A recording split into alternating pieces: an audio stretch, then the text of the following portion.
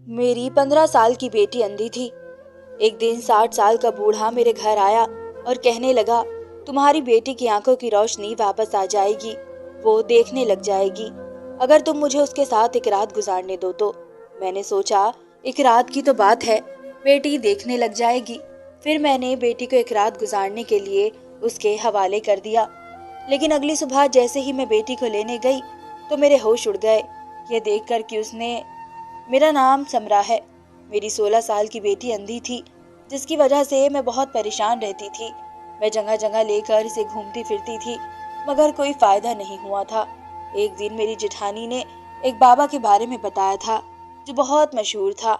मैं अपनी बेटी को 60 साल के बूढ़े बाबा के पास लेकर आ गई थी, तो वो कहने लगा कि तुम कल शाम को अपने घर का दरवाजा खुला रखना, मैं तुम्हारी बेटी के लिए दवाई लेकर आऊंगा। मैंने इसकी बात मानकर अगले दिन अपने घर का दरवाजा खुला छोड़ दिया। तो शाम के 6 बजे वो बूढ़ा बाबा हमारे घर आ चुका था। जब बाबा हमारे घर पर आया और उसने अपने थैले से 2 पुड़िया दी और कहने लगा कि इसे खुद भी ले लो और अपनी बेटी को पानी में मिलाकर दे दो, इसके बाद तुम्हारी बेटी देखने लगेगी। मेरी बेटी और मैंने खुशी खुशी इस दवाई को पानी में मिलाकर पी लिया। दवाई पीते ही हमारी आंखों के सामने अंधेरा छाने लगा था और हमने होश खो दिए थे। जैसे ही हमारी आंख खुली तो ये देखकर पैरों तले जमीन निकल गई कि मेरी बेटी तो बहुत बुरी हालत में वहां पर मौजूद थी। मेरी शादी को 5 साल हो गए थे, लेकिन अभी तक मेरे पास कोई औलाद नहीं थी। मैंने बहुत सारे डॉक्टर से इलाज करवाया था, लेकिन जब मेरी शादी का 6ठा साल लगा तो मैं प्रेग्नेंट हो गई थी। मेरे लिए बहुत बड़ी खुशी थी और मेरी खुशी का कोई ठिकाना नहीं था। औलाद पाने के लिए मैंने बहुत सारे जतन किए थे। मैंने बहुत सारे डॉक्टर से इलाज करवाए थे। इस सब में मेरे पति ने मेरा हमेशा साथ दिया था। मेरे पति बहुत ही अच्छे इंसान थे, उन्होंने हमेशा मेरा ख्याल रखा था। मेरे ससुराल वाले मुझे औलाद न होने पर बहुत ताने दिया करते थे। वो लोग मुझे बांझ समझते थे। मैं उन बातों से बहुत तंग आ गई थी। मैं तो अब हिम्मत ही हार गई थी और अपने पति से भी कह दिया था कि तुम चाहो तो दूसरी शादी कर सकते हो, मैं तो तुम्हें औलाद की खुशी नहीं दे पाऊंगी। मगर वो मेरी बातों को इग्नोर किया करते थे। वो कहते थे कि अगर रब ने हमारे नसीब में औलाद का सुख लिखा होगा तो वो हमें जरूर मिलेगा। जरूरी नहीं कि मेरी दूसरी शादी करने से ही मुझे औलाद मिल जाएगी। इससे भी नहीं हुई तो फिर मैं क्या करूँगा। रब ने आखिरकार मेरी सुन ली थी। मेरे घर नन्ही सी परी ने जन्म लिया था। मेरी और मेरे पति की तो खुशी का कोई ठिकाना ही नहीं था। मैं सारा सारा दिन अपनी बेटी को गले से लगाए रखती थी, यहाँ तक कि मेरे पति बेटी को गोद में लेने के लिए तरस जाते थे। मैं अपनी बेटी को हमेशा महंगे कपड़े पहनाती थी और घर में इसकी जरूरत का हर सामान मौजूद था। मेरी बेटी का बचपन बहुत अच्छा गुजरा था और फिर वो तीसरे साल में लग गई थी, मगर अभी तक इसने देखना शुरू नहीं किया था। हम इसके सामने कुछ भी करते तो इसे पता ही नहीं चलता था। मैं सारी बातें इग्नोर करती थी, मगर पड़ोस की औरतें बार बार आकर मुझे एहसास दिलाया करती थी कि तुम्हारी बेटी 3 साल की हो गई है, अभी तक कुछ देख नहीं सकती। क्योंकि मेरी बेटी के साथ जितने भी लोगों के बच्चे मोहल्ले में पैदा हुए थे, वो सब के सब अपनी आंखों से साफ साफ देखते थे। मुझे उनकी बातों ने बहुत ज्यादा डराया था, मगर मैं अभी तक किसी के साथ अपना दर्द शेयर नहीं कर पाती थी, क्योंकि मैं ऐसे मोहल्ले में रहती थी जहाँ पर इंसान के अंदर किसी तरह की कमी होने पर इसका वही नाम रख दिया जाता था। ये सोचकर ही मेरा पूरा बदन कांप जाता था कि लोग मेरी बेटी को अंधी कहा करेंगे। ये बातें सोच सोच कर मेरा दिल घबरा जाता था। मेरे पति भी ये बात अच्छे से नोट कर लेते थे। वो मुझसे कहते थे, क्या बात है समरा, तुम मुझे इतनी परेशान सी क्यों लग रही हो। मेरे पति ने जब मुझसे पूछा तो मैं फूट फूट कर रोने लग गई। मैं कहने लगी, समीर, हमारी बेटी 3 साल की हो गई है, मगर अभी तक वो कोई चीज भी क्यों नहीं देख पाती। पड़ोस की औरतें मुझे डराती हैं और अजीब अजीब तरह की बातें करती है कि शायद हमारी बेटी अंधी है। अब तो मुझे भी यही लगने लगा है, क्योंकि मेरी बेटी इतनी बड़ी हो गई है, अभी तक कुछ देख नहीं पाती। वो मेरी तरफ देखकर मुस्कुराने लगे और कहने लगे, समरा, तुम्हें क्या हो गया है, तुम तो सच में पागल हो गई हो। न जाने कब से बात अकेले ही बर्दाश्त कर रही हो। तुमने अगर मुझसे पहले कहा होता तो हम दोनों मिलकर इस बात का कोई ना कोई हल निकाल लेते। मैं झट से कहने लगी, तो फिर मुझे बताओ कि क्या हल निकालना है आपने। समीर कहने लगे, मैं कल ऑफिस नहीं जाऊंगा, हम दोनों अपनी बेटी को डॉक्टर के पास लेकर जाएंगे। आंखों की रोशनी के लिए शहर में बहुत अच्छे अच्छे डॉक्टर है, तुम देख लेना, मेरी बेटी की आंखों की रोशनी वापस आ जाएगी और वो देखने लगेगी। डॉक्टर सारा चेकअप करके हमें बता देंगे कि हमारी बेटी के साथ क्या परेशानी है। मैं समीर की बात सुनकर खुश तो हो गई थी, लेकिन फिर भी अभी मेरे दिल में एक बात आ रही थी। मैं कहने लगी, समीर, अगर डॉक्टर ने कह दिया कि हमारी बेटी पैदाइशी अंधी है तो हम क्या करेंगे? समीर कहने लगे, तो हम कुछ नहीं करेंगे, हम रब का ही शुक्र करेंगे कि इसने हमें बेटी जैसी अच्छी दौलत दी है। और तुम्हें पता है कि कितने सालों बाद हमें औलाद मिली थी हमारी बेटी के रूप में, जिसके लिए हम तरस रहे थे। अब अगर इसमें कोई कमी हो तो ये रब की मर्जी है और हमें हर हाल में रब की मर्जी को स्वीकार लेना चाहिए। मैंने अपने पति की बात सुनकर हाँ में सर हिला दिया और कमरे से बाहर निकलकर किचन के कामों में लग गई। किचन में काम करते वक्त मैं इस सोचकर परेशान हो रही थी कि कहीं ऐसा ना हो कि मेरी बेटी पैदाइशी अंधी हुई तो। ये सोचकर मेरा दिमाग फटा जा रहा था। सारा दिन मैंने कुछ खाया भी नहीं था। टेंशन की वजह से मुझे कुछ अच्छा नहीं लग रहा था और रात को ढंग से नींद भी नहीं आ पा रही थी। मुझे अपनी बेटी बहुत प्यारी थी। मुझे अपनी बेटी के आने वाले जिंदगी की हमेशा फिक्र रहती थी कि अगर वो ऐसे ही अंधी रही तो आने वाले टाइम में उसकी शादी कैसे होगी, कौन इसे अपनाएगा। और रब से गिड़गिड़ा कर दुआएं करती रहती कि मेरी बेटी अपनी आंखों से देखने लगे और उसके साथ कोई बड़ी परेशानी ना हो। सुबह जब मैं उठी तो मेरे सर में बहुत तेज दर्द हो रहा था। रो रो कर मेरी आंखें भी सूज चुकी थी। हॉस्पिटल जाना मुझे ऐसा लग रहा था जैसे मुझे किसी बहुत बड़ी मुसीबत के पास लेकर जाया जा रहा है। सुबह के 11 बज रहे थे। मेरे पति ने कहा कि शहर के सबसे बड़े डॉक्टर से अपनी बेटी के लिए सारी जानकारी लेकर आ गया हूँ। तुम जल्द से जल्द तैयार हो जाओ और रोशनी को भी तैयार कर लो, हम डॉक्टर के पास जा रहे हैं। मेरी बेटी बहुत अच्छी थी, इसने कभी भी मुझे तंग नहीं किया था। मैं इसे जैसा कहती वो वैसा ही कर लिया करती थी। मैंने अपनी बेटी को प्यारी सी फ्रॉक पहना दी जिसे पहनकर वो बहुत प्यारी लग रही थी और मैं भी तैयार हो गई। इसके बाद हम डॉक्टर के पास चले गए। डॉक्टर ने मेरी बेटी की आंखों का पूरा चेकअप कर लिया था। चेकअप करने के बाद वो कहने लगे कि आपकी बेटी के साथ कोई परेशानी नहीं है। जैसे जैसे आपकी बेटी की उम्र बढ़ती चली जाएगी वैसे वैसे इसकी आंखों की रोशनी भी आ जाएगी। आप फिक्र मत कीजिए, आपकी बेटी की आंखों की रोशनी वापस आ जाएगी। बस आपको अपनी बेटी का ख्याल रखना होगा। मैं अभी के लिए थोड़ी सी दवाइयाँ दे रहा हूँ, आपकी बेटी की आंखों की रोशनी धीरे धीरे साफ होने लगेगी। इसके अलावा हमारे पास काफी सारी सहूलियतें मौजूद है। आप चाहे तो अपनी बेटी को हमारे क्लिनिक भेजकर इसकी ट्रेनिंग करवा सकती है और हर हफ्ते अपनी बेटी को हमारे क्लिनिक पर ले आइएगा। आपकी बेटी धीरे धीरे देखने लगेगी। डॉक्टर की बात सुनकर मुझे ऐसा लगा था जैसे किसी ने मेरे कंधों से बहुत भारी बोझ उतार दिया हो। मैं बहुत खुश हो गई थी और मुझे उम्मीद की किरण नजर आने लगी थी। इसलिए अपने पति से कहने लगी कि आप मुझे शॉपिंग मॉल लेते चले।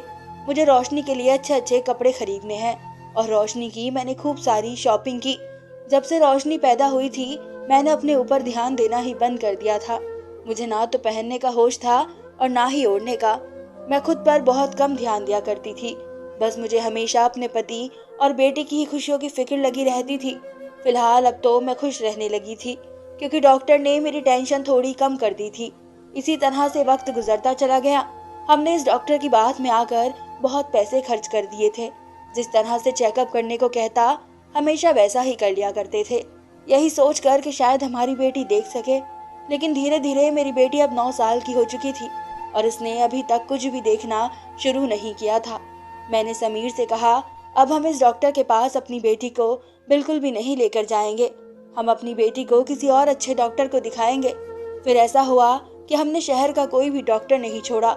यहाँ तक कि कोई हमें दूसरे शहर के डॉक्टर की भी राय देता तो हम अपनी बेटी को वहीं लेकर चले जाते थे। लेकिन हर जगह हमें मायूसी के अलावा कुछ भी नहीं मिला था। इसके बाद हमारे किसी रिश्तेदार ने हमें कहा कि आप डॉक्टर को छोड़कर किसी होम्योपैथिक डॉक्टर को दिखाएं। किसी दूसरे बच्चे ने भी इसी तरह से देखना शुरू किया था।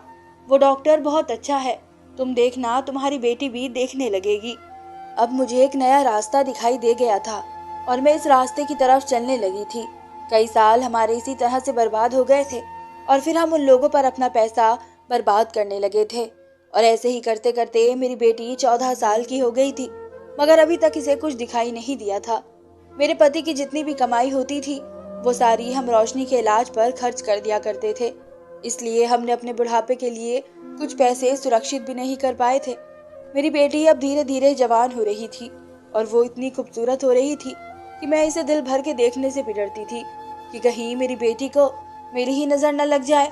हमारे आस पड़ोस के लोग भी मेरी बेटी की खूबसूरती की तारीफ किया करते थे और सब लोग यही कहा करते थे, समरा की बेटी रोशनी बहुत खूबसूरत है।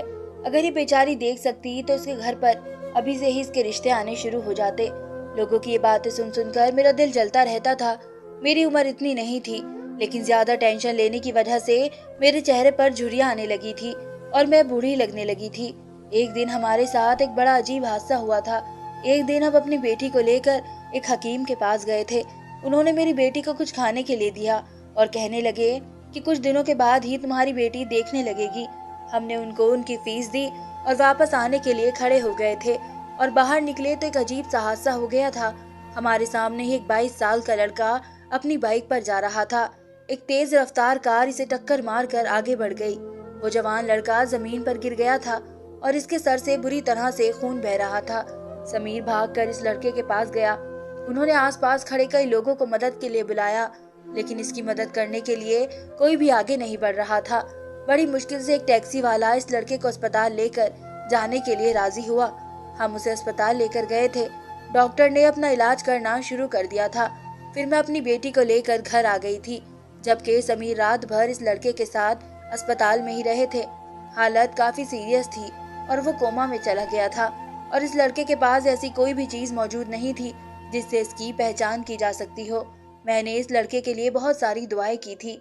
न जाने वो लड़का किस माँ का बेटा था और उसकी माँ उसके लिए कितना परेशान हो रही होगी। कुछ दिन मेरे पति इसी तरह अस्पताल जाते रहे और इस लड़के का इलाज चलता रहा। जब वो कुछ ठीक हुआ तो मेरे पति उसे हमारे घर पर लेकर आ गए थे। इस लड़के के सर पर पट्टी बंधी हुई थी। मैंने अपने पति की तरफ घूरते हुए देखा तो इस लड़के को गेस्ट रूम में छोड़कर आए और कहने लगे कि समरा, ये लड़का होश में तो आ गया है लेकिन अपनी याददाश्त खो चुका है। डॉक्टर ने कह दिया है कि हम इसको डिस्चार्ज कर देते हैं और धीरे धीरे इसका ट्रीटमेंट चलता रहेगा तो इसकी याददाश्त भी वापस आ जाएगी। तब तक मुझे इसे यहाँ लाने के अलावा और कोई रास्ता नजर नहीं आ रहा था।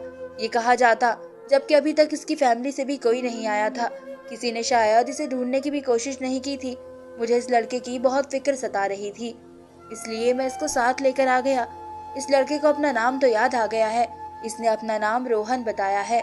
मेरे पति बहुत परेशान लग रहे थे, फिर भी मैंने उनकी तरफ देखते हुए कहा, समीर, आपको नहीं पता कि हमारी बेटी जवान है। तो वो कहने लगे कि अभी ये लड़का बीमार है, जब तक ये ठीक हो जाएगा तब तक मैं इसके लिए कोई ना कोई ठिकाना ढूंढ लूंगा। मैंने हाँ में सर हिला दिया था। मुझे इस लड़के की हालत देखकर उस पर तरस आता था, इसलिए मैं भी इसका ख्याल रखने लग गई थी। वो बहुत प्यारा लड़का था और मैं इसको देखकर सोचती थी कि अगर अब मुझे एक औलाद देता और वो बेटा होता तो आज मेरी फैमिली पूरी हो जाती। शायद मेरा बेटा इसके जैसा ही होता। मैं जब भी इसका कोई काम किया करती तो वो मुस्कुरा कर मुझे थैंक यू बोलता।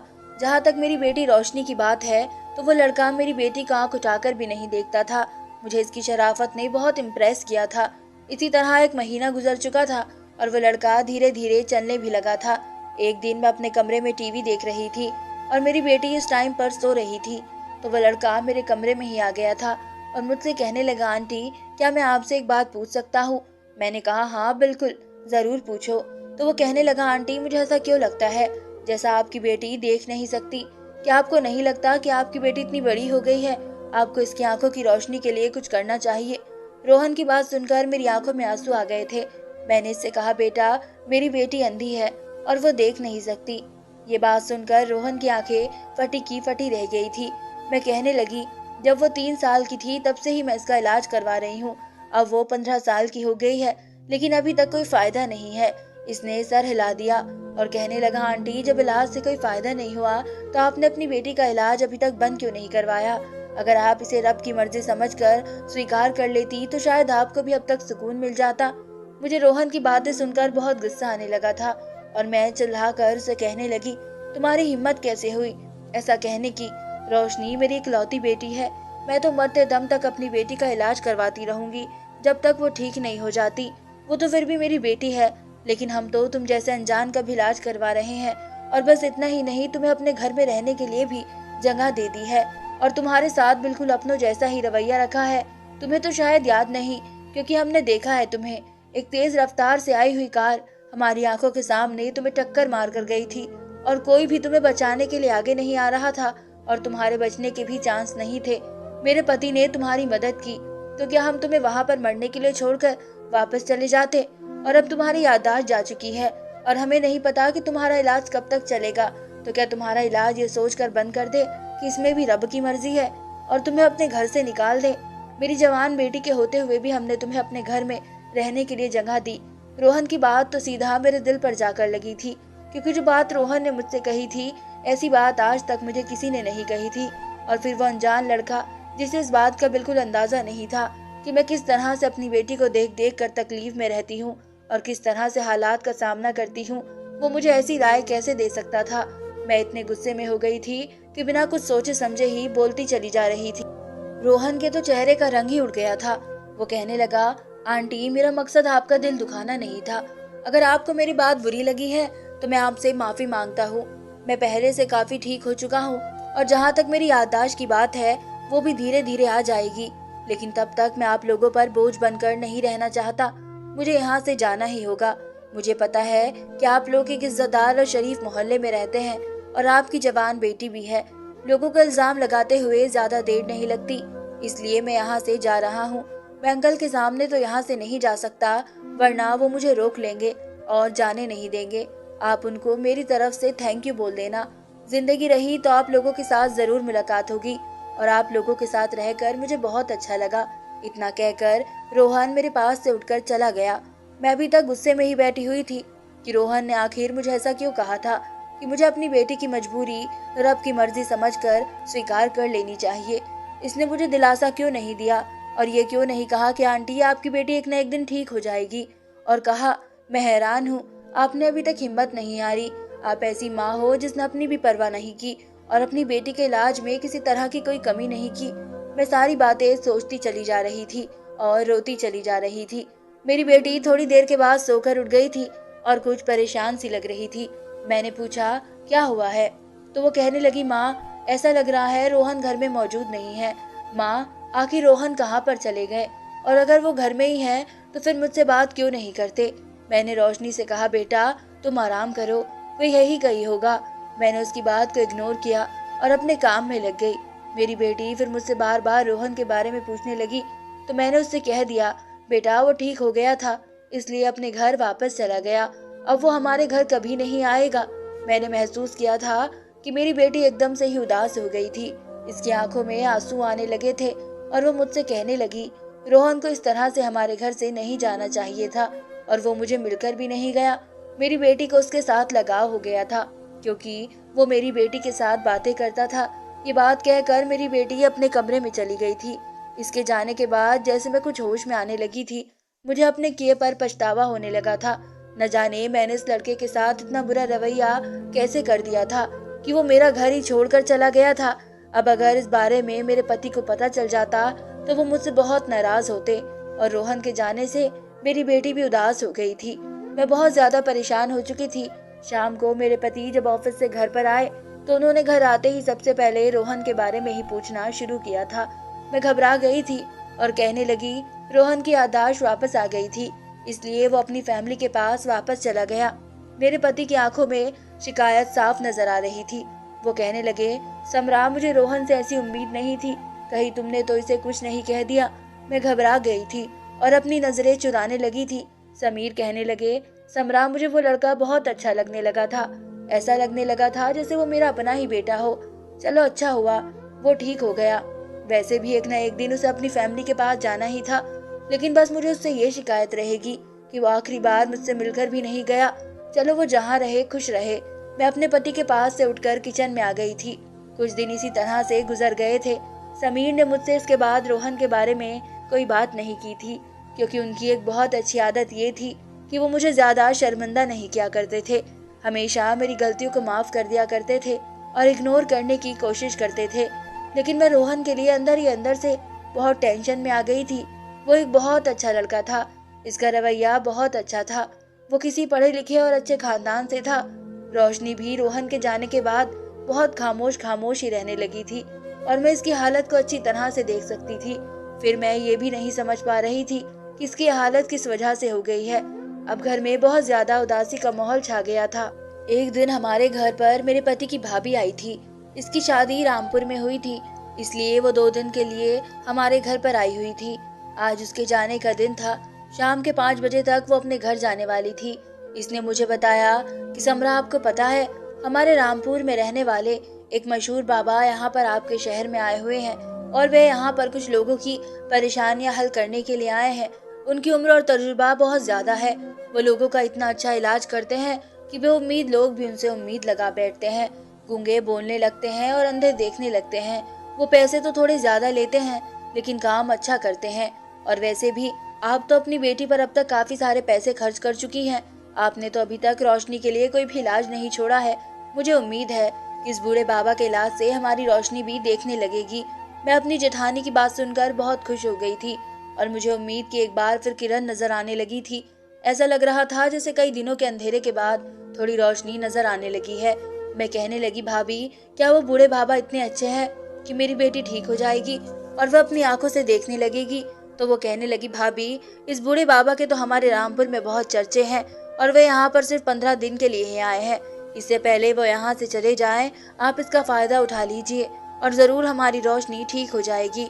आपको पता है, मेरी बहन के पास औलाद नहीं हुई थी।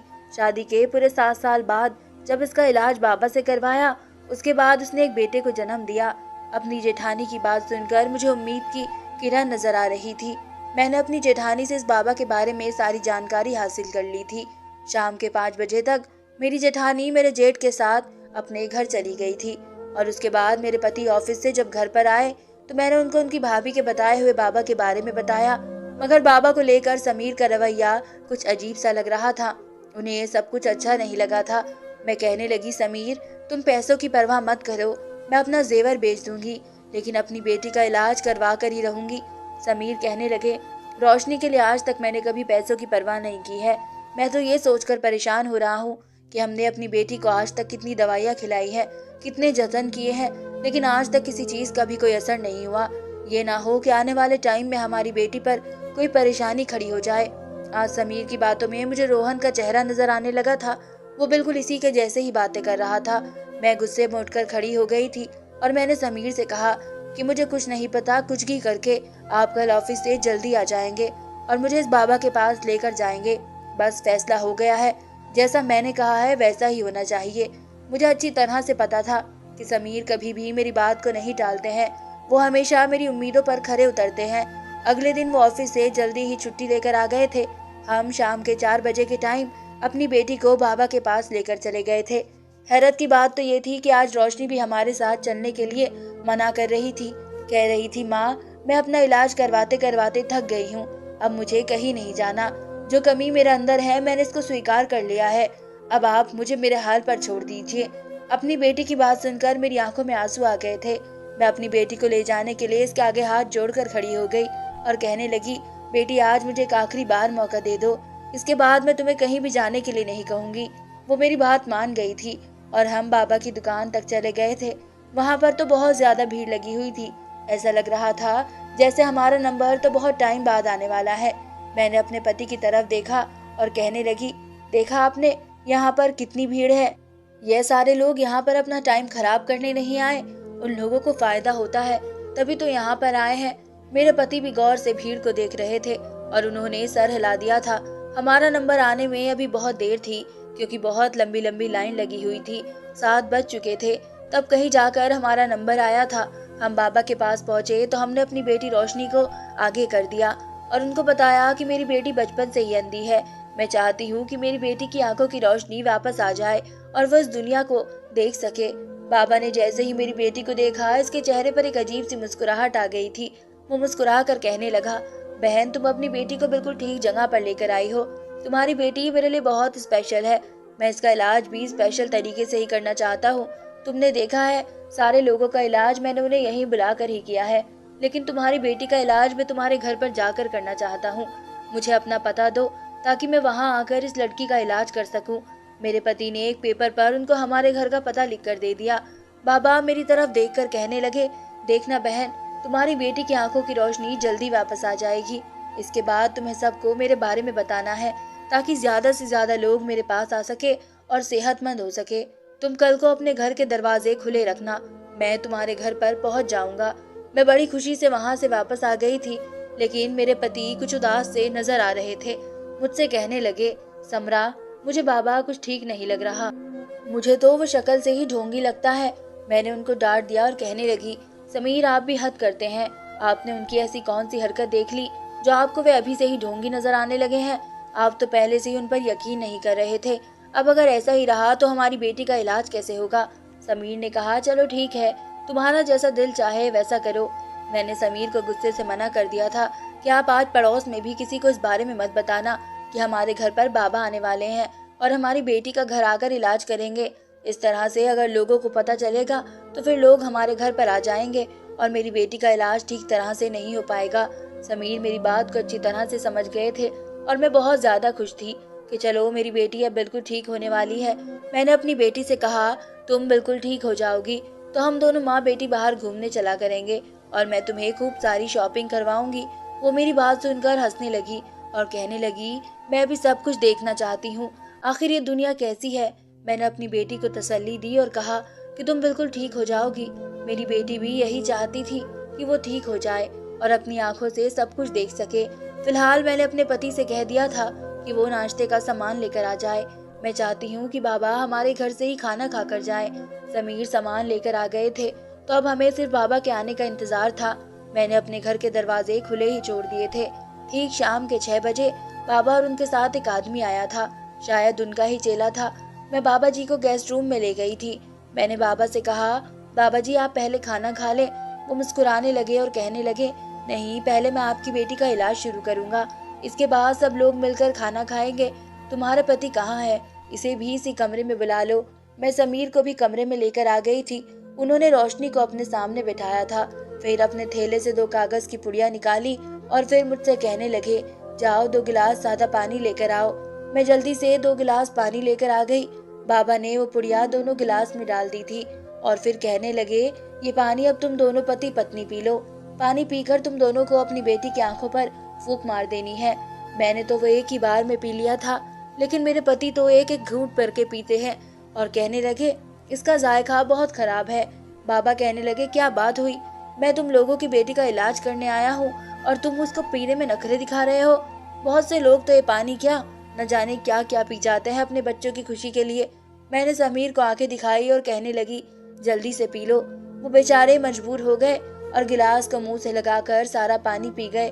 थोड़ी देर ही गुजरी थी कि मेरा सर अचानक भारी होने लगा और मुझे चक्कर आने लगा और मैंने पलटकर अपने पति की तरफ देखा तो उनको भी चक्कर आ रहे थे और उनका सर भारी होने लगा था, लेकिन वो बाबा हमें देखकर हंस रहा था। बाबा ने मेरी बेटी का हाथ दबोच लिया था और इसको पकड़कर खड़ा हो गया था।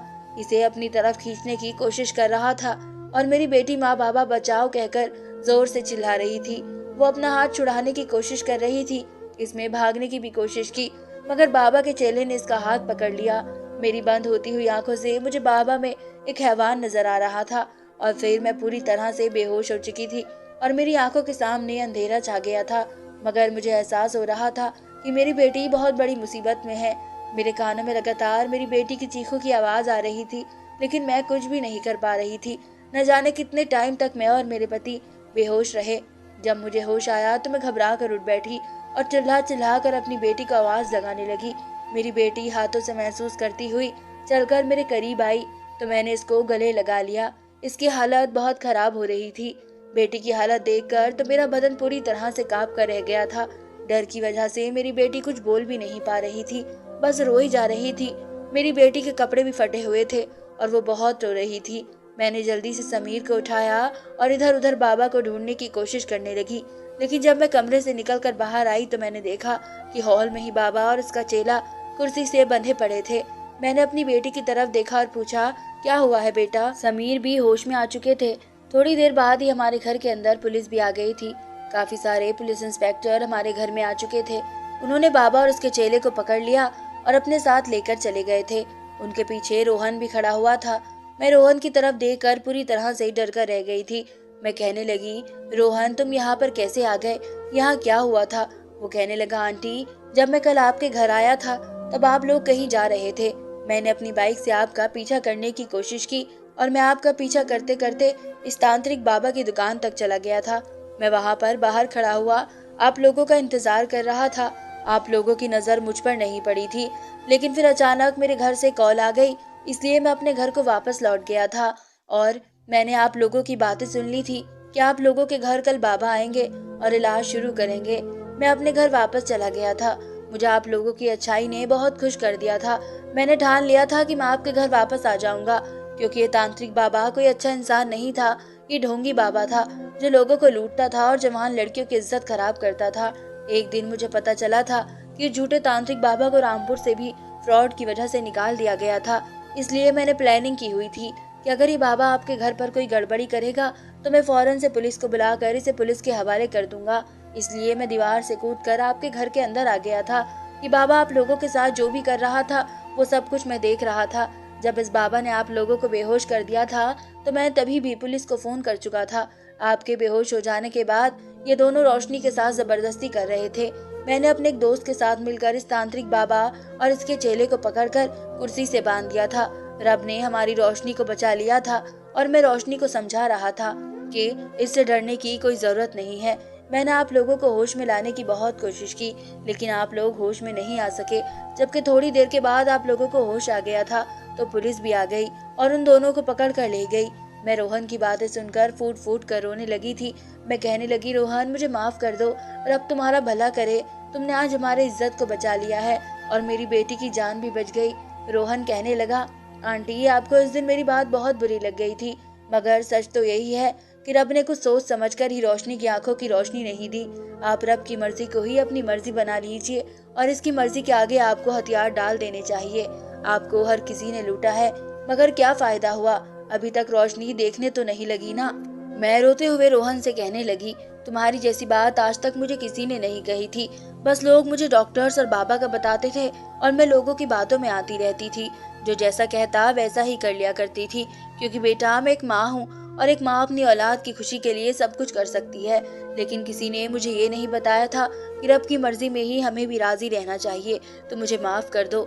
मैंने रोहन के सामने हाथ जोड़ लिए थे। इसने जल्दी से मेरे हाथ पकड़ लिए और कहने लगा कि नहीं नहीं आंटी, आप ऐसा मत करें, आप तो मेरी माँ है। मैंने रब से भी माफी मांग ली थी। मेरे पति भी रोहन से मिलकर बहुत खुश हो गए थे। फिर रोहन ने अपने बारे में बताया कि किस तरह से इसकी याददाश्त वापस आ गई थी। इसने बताया कि जब वो हमारे घर से चला गया था तो इसको रास्ते में इसके दादा और बाप मिल गए थे, जो कि इसके ही तलाश कर रहे थे। उन्हें लगा था कि उनका बेटा मर चुका है, लेकिन वो अपने बेटे को जिंदा और सही सलामत देखकर बहुत खुश हुए और रोहन को अपने साथ अपने घर ले गए थे। जब वो लोग रोहन को अपने घर लेकर गए तो वहां पर रहते रहते धीरे धीरे रोहन सबको पहचानने लगा था और धीरे धीरे इसकी याददाश्त भी वापस आ गई थी। अब वो बिल्कुल नॉर्मल हो गया है, लेकिन याददाश्त वापस आने पर वह हमें नहीं भूला था। हम इसे अच्छी तरह से याद थे, जिस तरह से हमने इसकी जान बचाई थी और इसे अपने घर में जगह दी थी। रोहन ने हमें अपनी फैमिली से भी मिलवाया था। इसकी फैमिली काफी अच्छी और पढ़ी लिखी थी। वो बहुत अमीर लोग थे। रोहन ने मेरी बेटी को अपनी बहन बना लिया था और मेरे पति तो रोहन को अपना बेटा ही मानते थे। मेरी जिंदगी में शायद अभी तक एक बेटे की कमी थी, जो कि रोहन के आ जाने से पूरी हो गई थी। रोहन के और हमारी फैमिली के रिलेशन काफी अच्छे हो गए थे। हम लोग एक दूसरे के साथ बहुत अच्छे तरीके से रहते थे। अब देखते ही देखते मेरी बेटी 20 साल की हो गई। रोहन की ताई को हमारी बेटी रोशनी बहुत पसंद आई थी, इसलिए उन्होंने अपने बेटे का रिश्ता मेरी बेटी के लिए भेज दिया था। और सबसे अच्छी बात तो ये थी, जिस लड़के के लिए मेरी बेटी का रिश्ता आया था वो लड़का बोल नहीं सकता था। दोनों में ही एक न एक कमी थी, इसलिए वो दोनों एक दूसरे की कदर करने लगे थे। मैंने अपनी बेटी की शादी रोहन की ताई के बेटे के साथ कर दी थी। मेरी बेटी अपने ससुराल में बहुत खुश रहती थी, क्योंकि वहाँ पर इसका ख्याल रखने वाले बहुत सारे लोग हैं। शायद मेरी बेटी की किस्मत में ऐसा ही लिखा था। इस लड़के में भी एक कमी थी और मेरी बेटी में भी एक कमी थी, जिस वजह से उन दोनों का नसीब एक साथ जुड़ा हुआ था और इसलिए वो दोनों कभी एक दूसरे को किसी बात पर भी कम नहीं समझ सकते थे, क्योंकि दोनों ही किसी न किसी बात का शिकार थे। धन्यवाद दोस्तों।